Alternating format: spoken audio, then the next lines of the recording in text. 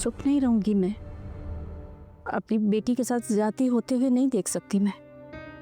तुम ऐसा करो, तुम्हारे जाने की जरूरत ही नहीं है, मैं खुद बात कर लूंगा हसन से। नहीं, मैं घर नहीं रहूंगी, साथ जाऊंगी। अंबर को तलाक दिलाओगी क्या? बातचीत करने से तलाक थोड़ी हो जाती है। जिस तरह तुम बात कर रही हो मुझे लगता है कि तलाक लेकर ही वापस आओगी। ये सब आपकी ही ढील थी कि हसन ये सब कर रहा है। कभी इस घर से कोई उसे मिलने नहीं गया, उसे बुलाया नहीं कभी।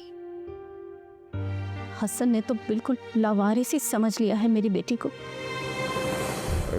समझाओ यार अपनी माँ को, इस तरह मामले हल नहीं होते।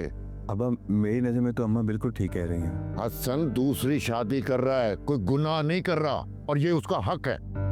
वो शौक से अपना हक इस्तेमाल करे, लेकिन मेरी बेटी को छोड़ने के बाद। पागल तो नहीं हो गई तुम? अगर अंबर वहां नहीं रहना चाहेगी तो मैं उसे अपने साथ लेके आऊंगी।